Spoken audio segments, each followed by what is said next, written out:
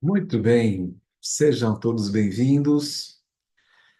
Nós aqui somos a Igreja Batista Memorial de São Paulo e o nosso ministério chama-se Memorial Ensino, que tem como um dos braços aí a escola bíblica, com a qual nós compartilhamos e através da qual nós nos utilizamos para propagar ensino bíblico, ensino teológico, ensino prático na nossa vida cristã. Enfim, você é convidado sempre a estar conosco em todas as circunstâncias. Você que é da nossa igreja, muito bem-vindo, aluno, aluna. Você que é membro da igreja que não é aluno ainda, está mais do que convidado a participar conosco. Você que não é da nossa igreja, seja bem-vindo da mesma maneira. E eu gostaria de, nesse momento aqui, conversar, pensar um pouquinho com você sobre o que hoje, dia 31 de outubro de 2024, nós chamamos de Reforma Protestante, dia esse que nós comemoramos a Reforma Protestante, né?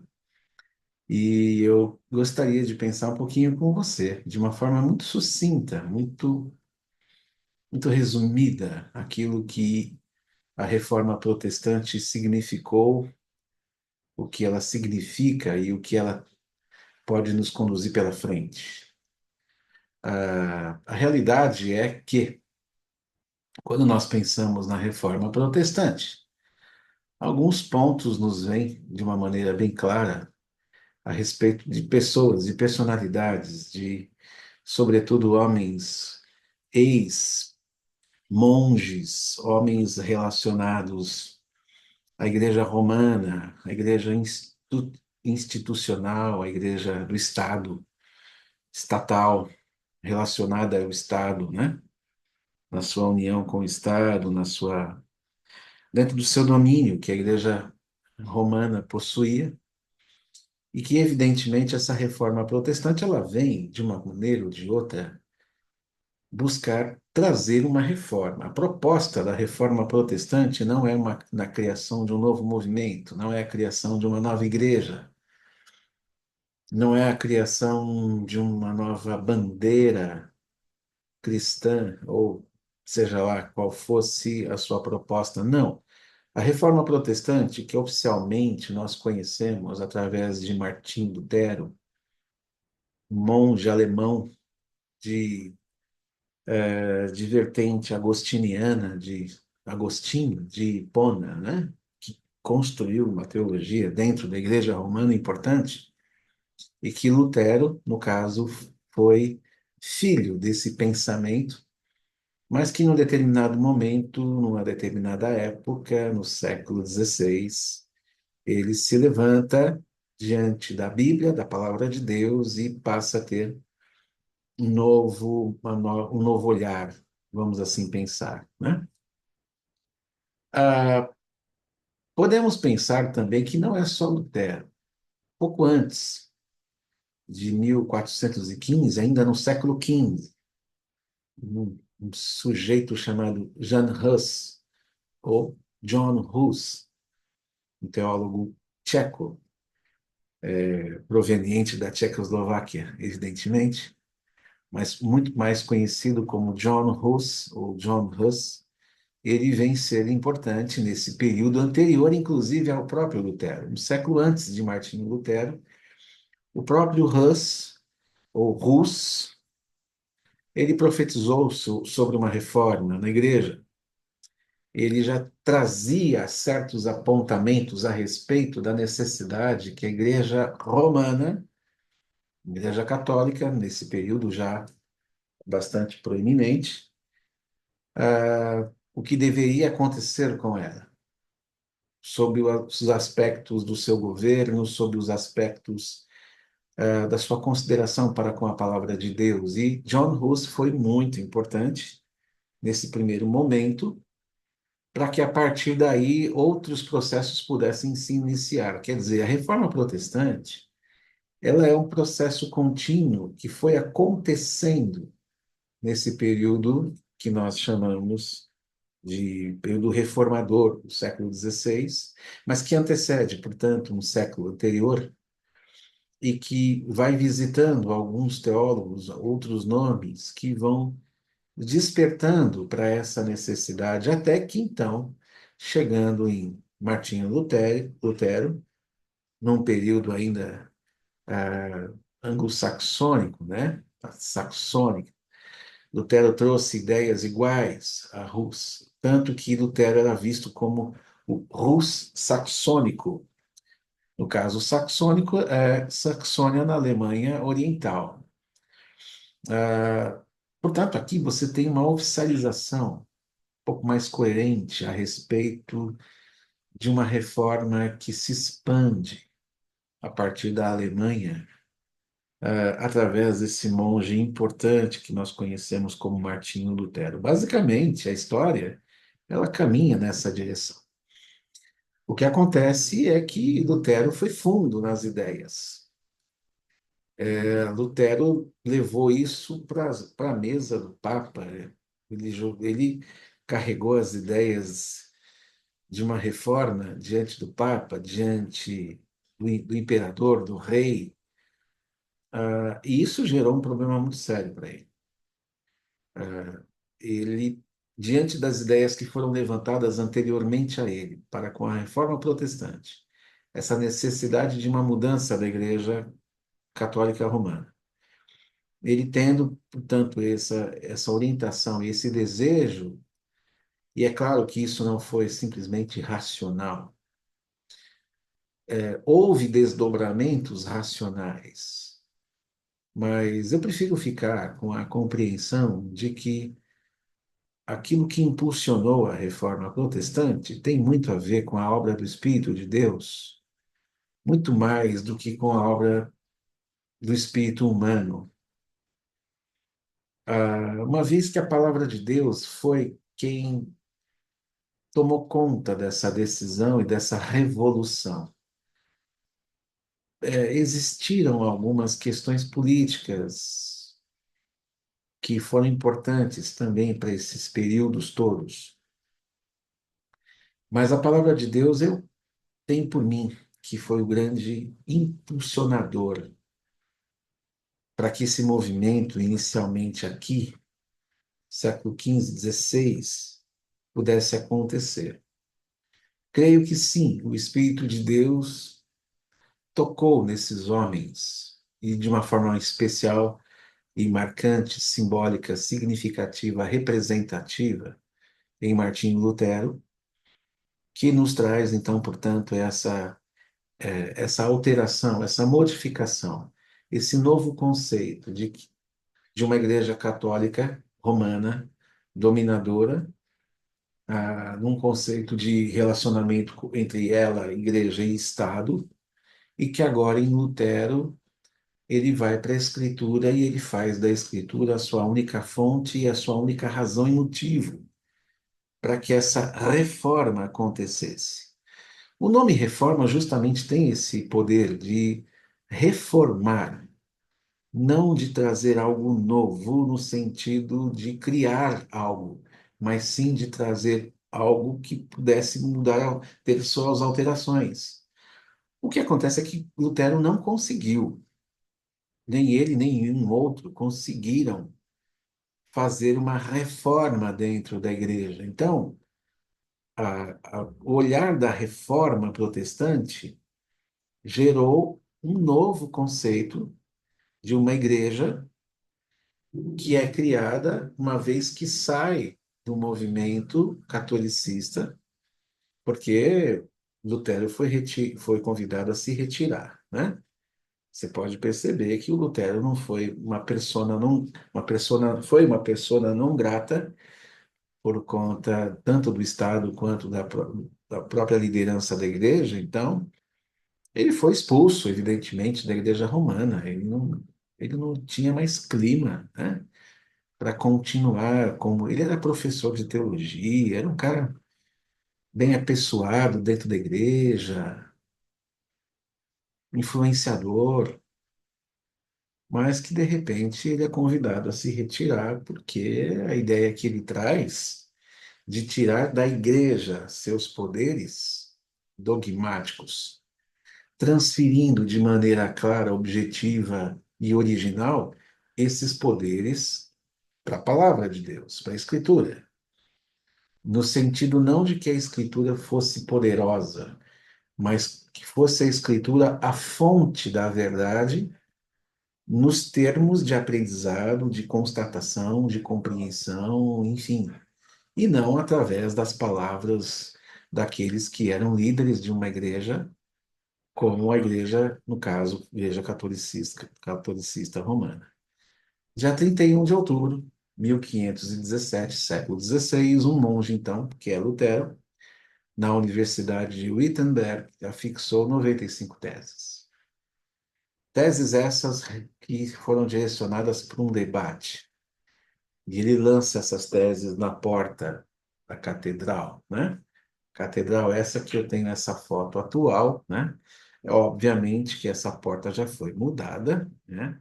Se você for em algum momento visitar o Wittenberg, não tenha dúvida que você não vai ver os furos lá do prego e do martelo de Lutero. Não tenha dúvida que não estão mais. Essa porta é outra, mas a porta estava aí, nesse local, nesse lugar onde está. E ele afixa essas 95 teses, demonstrando, evidentemente, quais seriam essas reformas, quais seriam as mudanças necessárias que essa igreja reformada, ou melhor, essa igreja católica, essa igreja romana, deveria ter, processo que deveria ter. Ele acusou a igreja romana de graves erros, né? Acusou de várias condições. Alguns meses depois, a Europa lia suas teses, e aí foram impressas na prensa de Gutenberg, quando então a prensa de Gutenberg foi inventada e você passa a ter a impressão, papel impresso, a fim de que pudesse ser compartilhado. É aqui que nasce as 95 teses que foram impressas por esse equipamento nada moderno, nada evolutivo, nada, enfim, mas sim um aparelho bastante rústico, né? Mas é aqui que nasce e que se torna, inclusive, propício para a impressão de Bíblias, no futuro próximo, médio, a longo prazo aí também. E essas 95 teses, pois, então, são fixadas no portão, na porta da catedral, e aí isso vai gerar um rebuliço, porque, evidentemente, todo mundo passando, né? É o jornal da cidade, onde todos passam e percebem o que, de fato, aqui Lutero escreveu. Bom, aí o que que acontece? Isso vai cair na mão do Papa. Olha o problema. Papa Leão X. Depois que ele deu essas teses, ele declarou que Lutero estava bêbado. Olha só que coisa. Só porque ele não concordou com Lutero, ele vem de uma maneira ou de outra e demonstra que que o Lutero era um beberrão, né? E essas declarações se estenderam em toda a Europa, a esse movimento que cresceu. Esse movimento foi crescendo, crescendo absolutamente de forma extensiva em toda a Europa. Claro que então, portanto, que em Lutero aqui nós temos essa provocação maior, esse início mais significativo. Vimos que John Hus, no século XV, ele já estava já colocando posições referentes a essa reforma, mas Lutero é mais intensivo.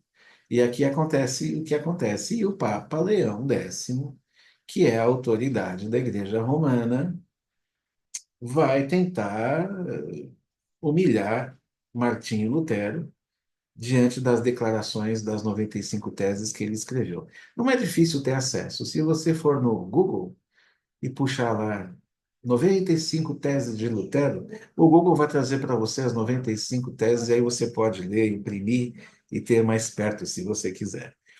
O movimento em si, da reforma protestante, vai nascer em cima desses cinco que nós chamamos de cinco solas, que não tem nada a ver com a sola de sapato. É a sola que, na verdade, vem do latim, da palavra latina, somente, sola.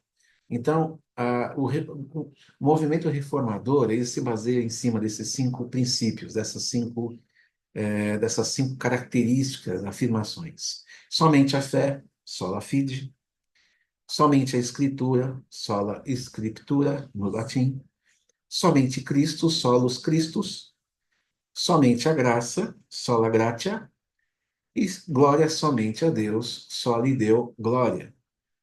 Com base nessas cinco afirmações, o movimento reformador, ele caminha, ele vai diante desse processo, com algumas interações, com algumas intervenções históricas, personagens diversos que entram e saem dessa história da reforma que é importante a gente estudar. Eu aqui estou dando apenas uma pincelada, mas é óbvio que dá para a gente pisar mais fundo a respeito desse assunto. Estou trazendo tudo para a superfície para a gente pensar de uma maneira um pouco mais abrangente. Olha, ele não era para ser um movimento, volto a dizer, a reforma protestante não era, Lutero não estava inventando alguma coisa. Lutero não queria ser um revolucionário, aquele sujeito que todo mundo olha e passa e fala, olha, cara, aquele cara lá que abriu uma igreja nova. Olha, aquele rapaz alemão lá que abriu uma nova seita. Não era essa a proposta de Lutero.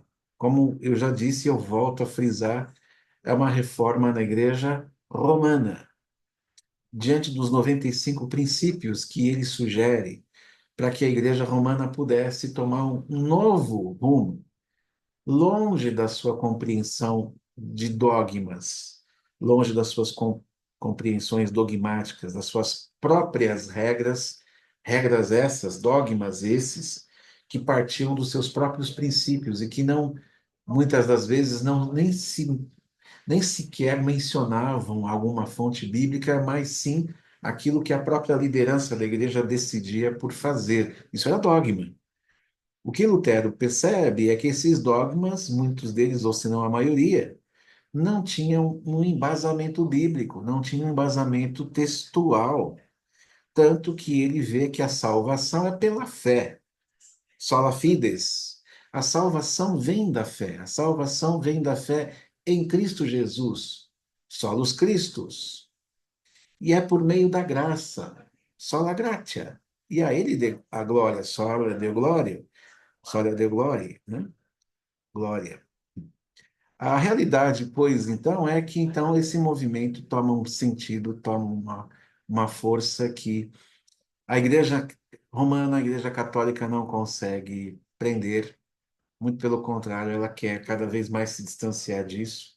E esse distanciamento gerou a criação de que agora sim se torna um novo movimento, por conta do negacionismo, essa palavra é tão famosa, né? Negacionismo.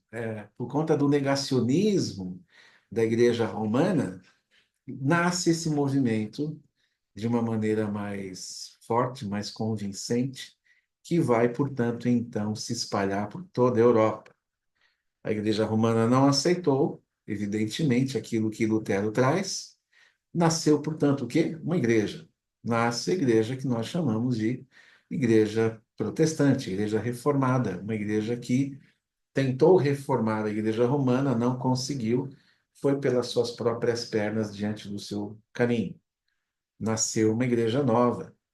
E aí você então tem dois viés. Você tem o viés romano e o viés iniciado pelos reformadores, dentre eles o mais importante, que é Lutero, que traz essa visão mais bíblica, que traz essa visão mais coerente com o texto bíblico. Tanto é verdade que Lutero, ele revoluciona inclusive a própria língua alemã.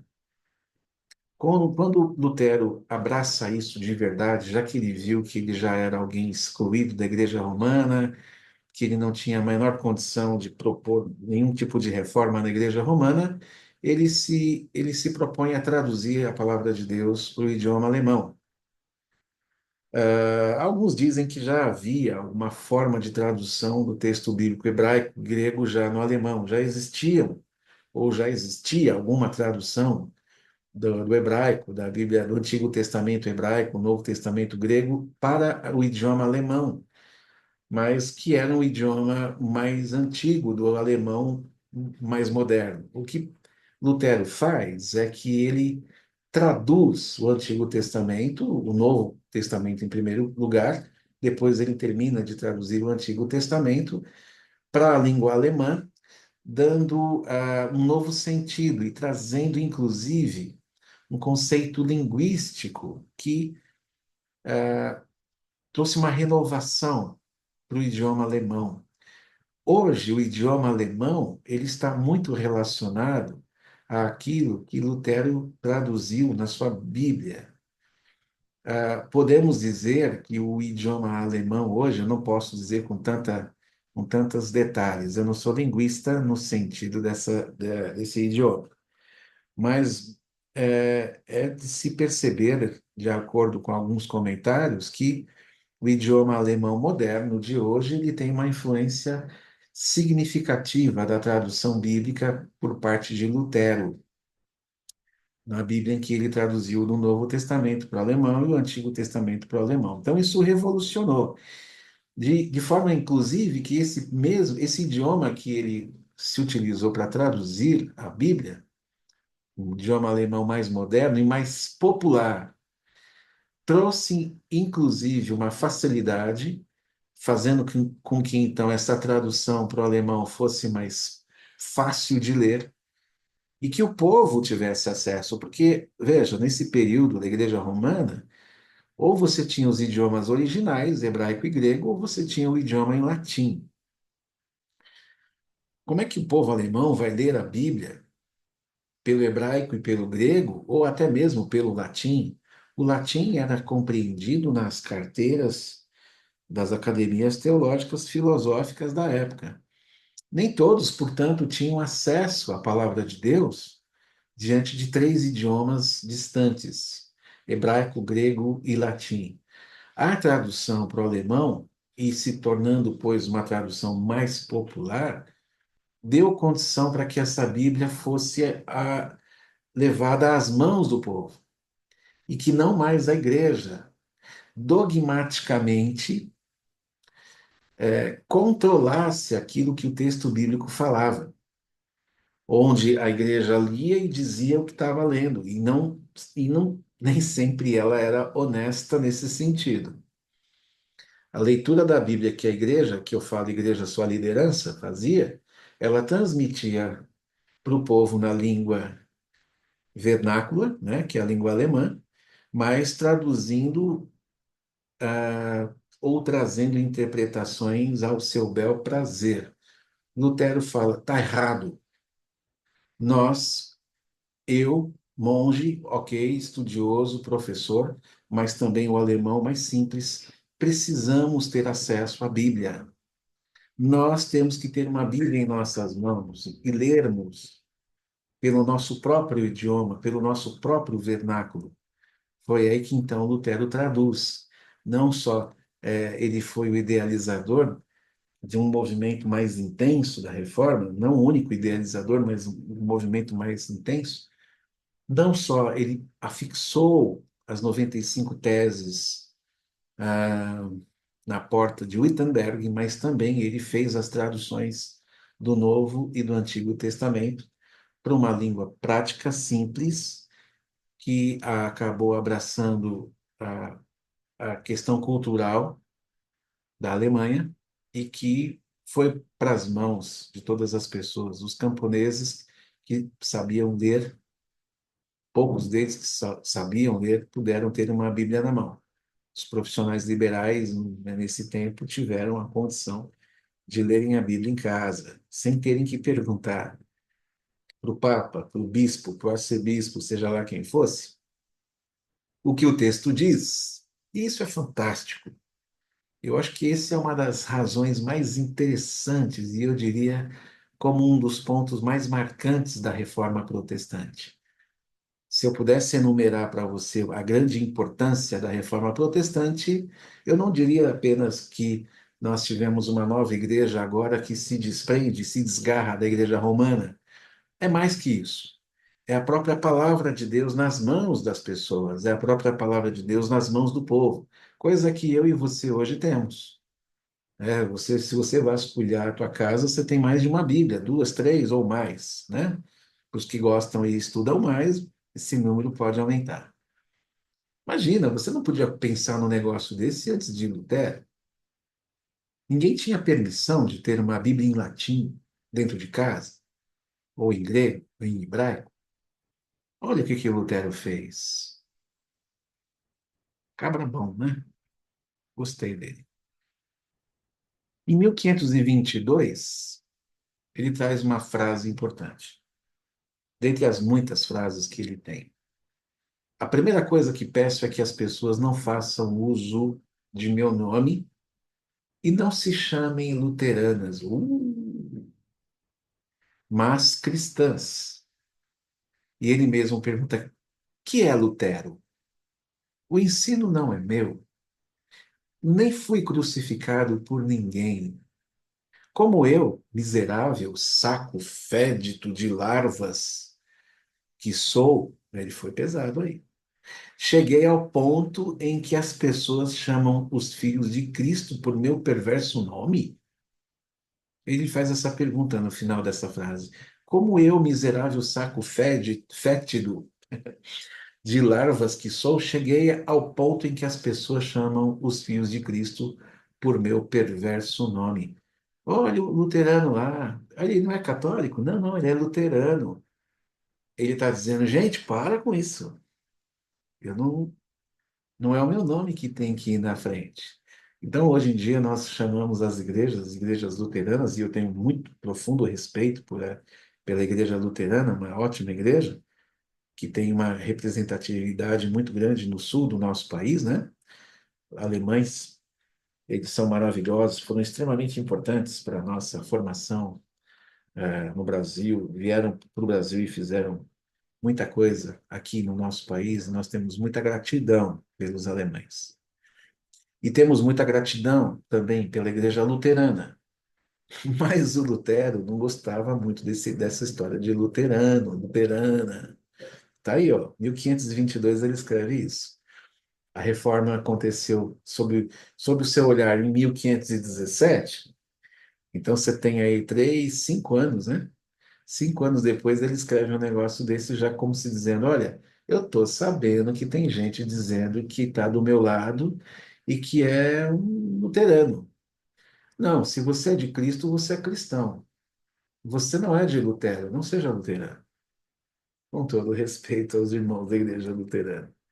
Hoje nós entendemos, né? Hoje é uma questão de nomenclatura. Quando nós identificamos igreja luterana, é para identificação. Igrejas que nasceram de um contexto da reforma protestante de acordo com Lutero. Aquele irmão é luterano, é porque ele pertence a uma igreja luterana que vem desse contexto. Não é algo não é algo crítico nem depreciativo, muito pelo contrário, é identitário, é uma questão de identidade, né? Assim nós vemos. Mas da boca de Lutero a gente vê que não, porque ele era um sujeito bastante humilde e ele entendia, isso não era falsa modéstia, ele entendia que a Cristo e somente a Cristo, então somente a Jesus, deveria ser dado toda a forma de glória e de honra. Nasceu uma igreja que se posiciona a partir da Reforma Protestante, a partir do século XVI, oficialmente a partir de 1517, 95 teses, a partir dessa tradução bíblica de Lutero, podemos entender que aqui nasce uma igreja que se expande em toda a Europa e que vai se posicionar e que vai contrariar a situação em que as coisas estavam. E aí nós podemos, e aqui vem eu, talvez muitos concordem comigo ou não, não sei, mas eu venho aqui comigo e os meus botões pensar o seguinte, que na verdade o movimento reformador, o movimento protestante, traz a ideia de nós voltarmos parcialmente àquilo que Jesus ordenou sobre o que deveríamos ser. Evidentemente, parcialmente, porque nós não voltamos às práticas, ao jeito, ao estilo da igreja primitiva. a igreja do Novo Testamento, a igreja de Jesus, daqueles que se reuniam no ar livre, ao ar livre, que se reuniam nas casas mais tarde, que seguiam Jesus em todos os lugares. Nós não estamos nessa concepção. Hoje a igreja ela é uma igreja institucionalizada, sob diversos segmentos, mas ela é institucionalizada, ok.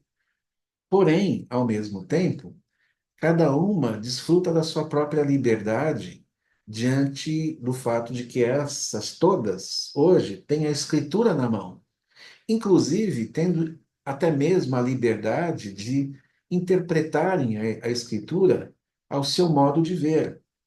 Daí nascem as muitas denominações, os muitos segmentos que nós temos no meio evangélico protestante, né? Então, eu posso afirmar, né, se você me permite, de que nós voltamos, de uma maneira ou de outra, àquilo que Jesus ordenou sobre o que deveríamos ser. Porque nós não estamos mais sob um guarda-chuva determinante que não dava acesso ao texto bíblico, que interpretava de acordo com a sua própria liderança sobre aquilo que Deus era e sobre aquilo que eles deveriam fazer. Eles saíram desse contexto e voltaram para um contexto de Bíblia na mão, já que Jesus não está presente no corpo, corporeamente, mas o Espírito está, ao menos nós temos a palavra de Deus nas mãos e aí nós podemos nos guiar através disso. Isso foi fundamental, isso foi preponderante. Não dá para ser uma igreja cristã hoje, em qualquer lugar, em qualquer contexto, sem que a Escritura não esteja nas nossas mãos. A gente seguia por onde? Exceto se a gente quiser voltar a um modelo ditatorial de uma igreja que manda, faz e acontece. Caso contrário, nós temos a liberdade no espírito de termos a palavra de Deus nas mãos e nos orientarmos por ela, tendo o auxílio do próprio Espírito a respeito disso. Esse foi o ganho, essa foi a grande importância. Esse é o ponto interessante. Olha, a reforma protestante, pois, então, se tornou um movimento histórico. A reforma, a reforma protestante teve a sua importância, tem ainda a sua importância, sobretudo dentro de um olhar de um movimento histórico, pontual, século XVI, com algumas reações no século XV que conduzem ao século XVI e vão para frente. Esse movimento histórico se torna marcante, se torna parte da própria história da igreja cristã, saindo das garras de um processo ditatorial religioso da igreja romana e tomando parte dos seus próprios princípios pautados na palavra de Deus. Então, antes de mais nada, o movimento reformador é um movimento histórico e ele é importante como movimento histórico. Hoje, quando nós olhamos para hoje, em pleno século XXI, e olha que nós andamos bastante, né? Século XVI para o XXI, tá bom, né? Hoje não mais seguimos os moldes desse movimento? Não necessariamente, porque nós não estamos mais lá. Nós não travamos mais as mesmas brigas. Nós não estamos diante de um Papa com o qual nós devemos debater o tempo todo. Nós não estamos lutando contra dogmas, teoricamente, que levam a igreja, de um modo geral, a caminhar numa direção única. Essa reforma, como movimento histórico, ela se deu como importante diante de uma mudança necessária. Hoje, nós somos igreja que nasce, que é fruto desse movimento histórico, sim, mas que necessariamente não segue os mesmos moldes que seguia anteriormente, nesse período, diante de suas práticas, diante do seu contexto, né? Diante das suas reações. A Igreja de Jesus é uma comunidade que nós podemos considerar como uma comunidade livre, assim como ela nasceu. A Igreja de Jesus, ele volta a dizer que o movimento reformador, como movimento histórico, é um despertamento, é um despertador para nós voltarmos às raízes, considerando o nosso contexto, considerando quem somos e onde estamos. Portanto, somos uma comunidade livre? Sim, não estamos presas a, um, a uma liderança única, episcopal. Teoricamente, não estamos presos, né? Mas que, como comunidade livre, nesse caso, então, se baseia nas palavras e nas ações de Jesus. Nós abrimos mão de uma liderança humana, nós abrimos mão de um episcopado, nós abrimos mão de um papado, nós não damos a menor e a mínima para aquilo que o Estado diz, não lhe compete falar nada a respeito disso. Jesus não deu a mínima para César, não deu a mínima para Roma. Nós voltamos a esse processo, pois então, como uma igreja, uma comunidade livre, tendo as suas próprias ações hoje pautadas, essas ações pautadas nas palavras de Jesus, nas atitudes de Jesus, e tão somente isso. Sejamos batistas, sejamos presbiterianos, sejamos o que for, nós temos essa liberdade. Nós não possuímos uma obrigatoriedade de levantarmos uma pessoa como cabeça, como baluarte do movimento cristão que adquiriu essa liberdade. Nós saímos dessas garras não para cair em outras garras. Nós saímos dessas garras para nos sentirmos livres diante do Espírito de Deus, que nos conduz numa diversidade saudável e boa, né? Olha, haveria alguma outra perspectiva que não fosse, ou que fosse diferente da reforma protestante? Qual perspectiva nós teríamos hoje? Eles tiveram uma perspectiva, sim, uma perspectiva de se desgarrar de um movimento ou de uma igreja oficial, já que eles não aderiram a uma reforma, então eles se desgarraram e partiram para uma perspectiva de uma igreja livre, com a escritura nas mãos, com a possibilidade da ação do Espírito e não de um determinar humano, ok? Essa era a perspectiva deles. Qual é a nossa outra, ou qual seria outra forma de nós entendermos e olharmos para isso? Como nós encaramos a reforma protestante hoje, né? O movimento da reforma, então, ficou no passado? Ficou como um movimento histórico. Não dá para negar. Nós não vivemos do passado. Eu não visto as roupas de Lutero, eu posso até ter um corpo igual ao dele, né? A gente é meio... Ele era gordinho, eu também sou, né? Eu só não sou alemão. Aí eu seria um Lutero tupiniquim, ou você, ou qualquer um que está nos vendo aqui. Mas não dá para trazer essa igreja de volta. Não dá para você representar. Não dá para você montar tudo outra vez, do mesmo jeito, com as mesmas roupas, com as mesmas práticas. É evidente, é um contexto completamente diferente. Então, o movimento da reforma fica no passado como ponto importante, fincado na terra, fincado no chão, conduzindo-nos a uma nova perspectiva que faz eco até hoje, ok. Mas que, quando nós encaramos, a gente não tem a obrigatoriedade de voltar lá e vivermos as mesmas práticas. A gente não faz isso nem com a igreja primitiva, e dirá com a reforma protestante. Não há uma necessidade. Eu sei que existem igrejas reformadas das muitas, no Brasil e fora, que buscam representar algumas atitudes iguais, buscam reproduzir os mesmos jeitos, as mesmas falas, até mesmo a mesma liturgia, né? Que também não nos coloca dentro de uma obrigatoriedade de mantermos uma liturgia como Lutero e seus posteriores tiveram. Nós não nos vemos nessa obrigação. A igreja reformada, ela ela não nos traz um catecismo no aspecto da forma. A reforma protestante, a Igreja Reformada, nos traz um catecismo no sentido da essência, que ela resgata como essência a Igreja de Jesus, com a Escritura nas mãos, com a palavra de Deus presente.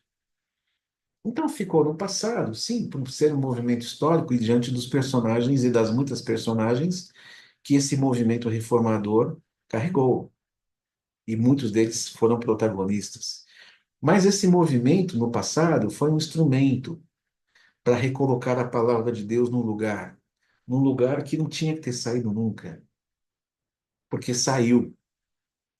E aí que eu volto a dizer o que eu disse no início. O Espírito de Deus moveu homens como Lutero para trazer de volta a palavra de Deus num lugar onde ela nunca deveria ter saído, porque ela saiu. Nos envolvimentos históricos, políticos, religiosos entre a igreja e o império, a palavra de Deus foi sendo colocada cada vez mais para trás. E o movimento reformador é um reacender esse posicionamento primário que a palavra de Deus possui. É nesse sentido que nós conseguimos enxergar essas coisas. Também nós não somos seguidores de movimentos, nós somos seguidores do Senhor, que é um movimento que dura para sempre. Aqueles que começaram com Jesus, os do caminho, né? Que o livro de Atos dos Apóstolos menciona aqueles que eram do caminho e que passaram a ser chamados de cristãos após Antioquia. É nesse movimento que nós estamos e é desse movimento que nunca nós devemos sair. Claro que o movimento reformador é um movimento importante, óbvio que é, mas ele não sobrepõe o movimento que foi iniciado lá atrás. Eu não levo outras bandeiras a não ser a bandeira de um seguidor de Jesus, não dando margem a separatismos, apesar de que muitas vezes a palavra de Deus ela é separatista entre um e outro. Sim, mas eu não preciso levantar algumas bandeiras para dizer que tipo de discípulo eu sou.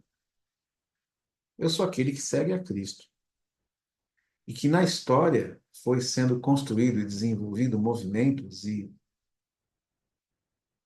mecanismos, situações que foram criando lutas, disputas, brigas e entrando no eixo e saindo do eixo e enfim, mas que na essência, discípulos de Jesus é o que fica. A nova perspectiva, então, qual seria uma outra perspectiva? A nova perspectiva é mantermos-nos no texto bíblico. Ah, mas a reforma protestante já fala disso, sola e escritura. Sim, é daí que nós arrancamos esse despertamento. Obviamente, por isso que eu digo que a reforma protestante foi importante, porque ela nos reacendeu a importância da palavra de Deus. Mas eu não passo a ser alguém que entra dentro da reforma protestante e digo, bom, agora então, portanto, não. A reforma protestante foi uma luz acendida, uma luz acesa, né? Que trouxe, pois, então, a importância da palavra de Deus, e eu peguei a palavra de Deus e eu fui saindo, como dizendo assim, encontrei o tesouro escondido. E eu não precisei ficar contemplando os da casa que acharam esse movimento. A realidade é que, portanto, então eu me sinto livre, já que o movimento traz esse, esse olhar de um renascimento da consciência de que somos livres. Ok, eu pego a palavra de Deus e ando comigo com ela, e nela eu me esmero, e nela eu me dedico, e nela eu paro para pensar, e nela eu vivo os meus dias. Eu me mantenho, pois, então, no texto bíblico. Tem movimentos hoje que estão tentando, inclusive, fugir do texto bíblico. E aí a gente não abre mão, porque o texto bíblico A Bíblia não, ela não foi feita para ser idolatrada, mas a Bíblia foi feita para ser consultada e respeitada, sim. Porque ela é a palavra de Deus, sim. A palavra de Deus está onde? Onde é que nós nos guiamos para saber o que Deus tem para nos dizer desde o Éden? Nós nos guiamos num livro. Nós somos uma comunidade do livro. Nós não somos uma comunidade da especulação e nem da experiência. Nós somos uma comunidade fincada numa certeza de fé, baseado na palavra de Deus, unida de uma maneira clara e evidente. Mantermos nossos ouvidos abertos, sim, ao Espírito Santo. Essa é uma nova perspectiva, uma outra perspectiva que nasce a partir desse movimento histórico. Mantermos nossos ouvidos abertos àquilo que o Espírito de Deus tem para nos dizer, sem que os homens, sem que haja necessidade de uma compreensão sacerdotal, os homens não precisam nos pegar pelas mãos. Isso já aconteceu antes da reforma. Aliás, eles não nos pegavam pelas mãos, eles nos pegavam pelo corpo todo e nos conduzia para onde eles queriam nos conduzir. Eu só tenho o próprio Deus como aquele que de fato me abraça e me conduz. Eu não sou conduzido mais por ninguém que não seja o próprio Deus. Eu sou conduzido pela palavra de Deus, eu sou conduzido pelas palavras de Jesus que estão na palavra de Deus. É, esse é o meu crivo. É esse, de fato, aquilo que eu considero como meu princípio da minha identidade. Bom, como nós encaramos a Reforma Protestante hoje? A Reforma Protestante foi um momento histórico que abriu o caminho para que nós resgatássemos de Deus toda a palavra necessária, toda a palavra suficiente. Volto a dizer sobre a importância da palavra de Deus, né? Da Escritura, quando ela saiu das mãos de uma liderança episcopal e foi para as mãos do povo. E o povo teve acesso ao texto, e o povo pôde saber de Deus diretamente aquilo que Deus tinha dito há anos e há séculos e há milênios atrás. Agradecemos a Deus por homens, sim, e mulheres que se dedicaram a esse resgate, mas não fazemos deles as pessoas que nos intencionam a vivermos essa realidade, nos impulsionam a vivermos essa realidade. Nós não nos baseamos nas figuras, nós nos baseamos nos princípios que eles nos trouxeram. Lembre bem da frase que eu trouxe de Lutero: não me chamem pelo nome, não me citem a mim. Eu sou um saco fétido de lavras. Olhem para aquele que de fato mexeu comigo, me despertou. A reforma protestante tem que ter essa consciência de maturidade, porque senão a gente volta para os homens de novo e a gente começa a colocar nos homens uma realidade contínua e não passageira. Porque nós passamos, mas a palavra de Deus permanece. Nós passamos na nossa realidade, na nossa historicidade, naquilo que nós fazemos no nosso contexto, no nosso tempo, na nossa geração. E geralmente somos esquecidos, e às vezes é até bom que sejamos, porque assim Deus permanece, Cristo permanece como ponto principal. Óbvio que eu não estou ignorando a história, né? A história tem o seu papel. Nós estamos aqui falando da reforma protestante, mas na essência nós sabemos quem é que devemos seguir. Essencialmente sabemos. Como encaramos então a reforma protestante hoje? Muito mais que um movimento histórico. E além de um processo de experiências contínuas. O que vemos na reforma hoje? Nós não estamos presos por cordões religiosos. Nada nos prende ao chão e nem nos conduz para os lugares onde esse domínio deseja nos conduzir, né? Tem gente que insiste ainda em fazer isso, né? O sujeito fala que é reformador, é protestante e tal, mas ele está todo mundo aqui, ó. Então a coisa não tem nada a ver com isso. A graça de Deus foi o espaço, né?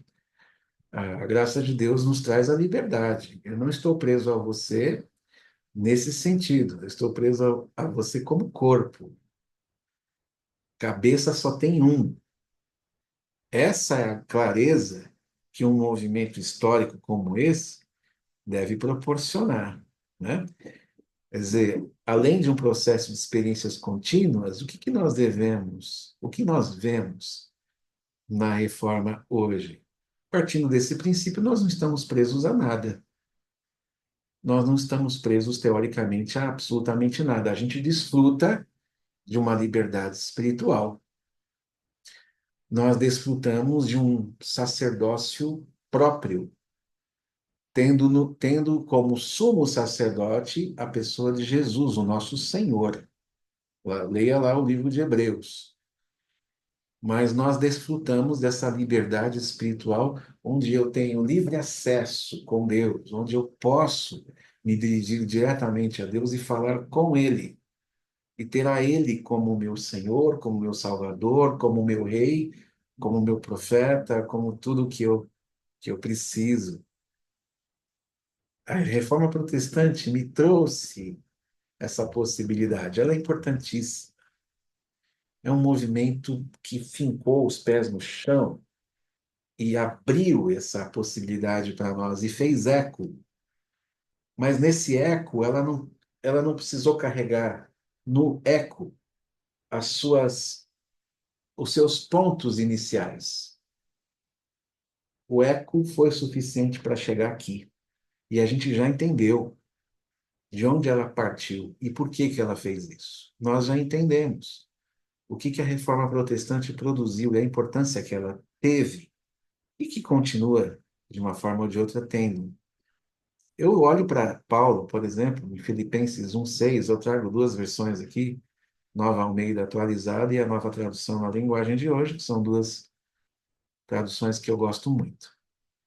Estou certo de que aquele que começou boa obra em vocês há de completá-la até o dia de Cristo.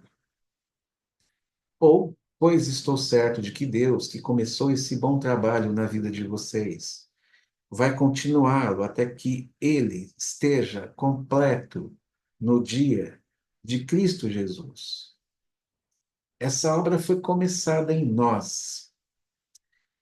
Aquele que começou, que é o Espírito de Deus, começou em mim, começou em você, que começou nos homens do passado, que começou no Antigo Testamento, que começou no Novo Testamento através do próprio Jesus em pessoa, e que historicamente, cronologicamente, passa pela reforma protestante diante de uma tentativa de desvios da verdade, mas que passa e faz essa revolução histórica que está ecoando até hoje, é verdade, né?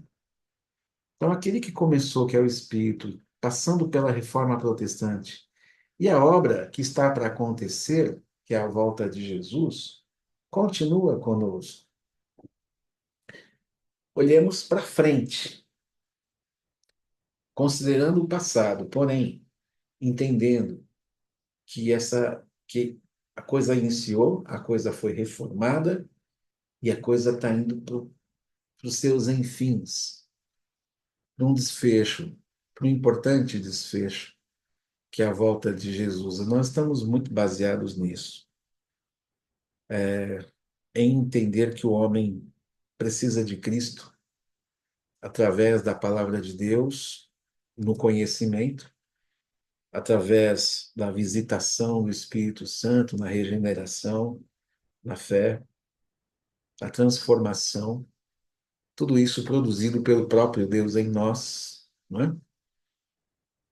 E agora, diante disso, nós estamos no fim do texto bíblico, passou o Antigo Testamento, passou o período dos evangelhos, passou o período das cartas apostólicas, nós devemos estar na metade ou quase no final do texto de Apocalipse, não sei, e aí nós não vamos discutir questão escatológica, bem como sabemos, que é o mais importante, que nós estamos bem à frente na nossa história. E essa história, em algum momento, ela está prestes a acabar. Isso que nos traz, de fato e de verdade, aquilo que nos conduz a uma alegria e uma esperança. Além da reforma protestante, vai além, além, indo além daquilo que a reforma protestante nos traz, como importância, como marco histórico, como uma revolução eclesiástica, social, educacional, espiritual. Hoje é Jesus, o Cristo original, sozinho, onde eu e você não temos a menor ideia de como foi isso, a não ser pelos livros, nós não temos a ideia de como isso tudo girou até chegar aqui. Nós temos a clara realidade do que vivemos hoje, quem somos. Isso aqui nos compete, é isso que está nas nossas mãos e que verdadeiramente nós apalpamos. A história nos conduziu até aqui, a história nos trouxe até aqui para ter esse encontro com Jesus, o Cristo, o mesmo Jesus de sempre, eterno, de uma maneira única entre eu e ele, eterno, o eterno comigo, se encontrando comigo, sem fazer com que eu visite nada, historicamente falando, mas apenas que eu esteja diante dele. Isso vai além da reforma protestante, não desconsiderando o seu impacto. Nós retornamos a Cristo Jesus. Esse é o impacto produzido por um movimento importante como a Reforma Protestante. Nós retornamos a Jesus. Nós entendemos e percebemos que apenas em Jesus nós temos a clareza daquilo que ele significa. Tendo como nossa bandeira a palavra de Deus, tendo como nossa pátria o reino de Deus. A nossa bandeira, a nossa bandeira é a palavra de Deus. A nossa pátria é o reino de Deus. É nisso que a gente se esmera, é nisso que a gente se baseia, né? É isso aí. Eu queria trazer para você essa reflexão a respeito da reforma protestante, importantíssima para a nossa vida, importantíssima para a construção da nossa eclesiologia, importantíssima para o resgate essencial daquilo que o Evangelho nos produziu, produziu em nós, e que, de fato, isso seja para nós algo marcante para a nossa vida, para o nosso contexto, para a nossa perspectiva, para a nossa caminhada com Jesus, para a nossa comunhão com o próprio Espírito Santo de Deus, que isso acaba sendo o mais importante de todas as coisas, né? É isso aí, que Deus nos abençoe. Boa reforma protestante para você. Que Deus abençoe você em cada momento, em cada instante. Fica com Deus. Um abraço.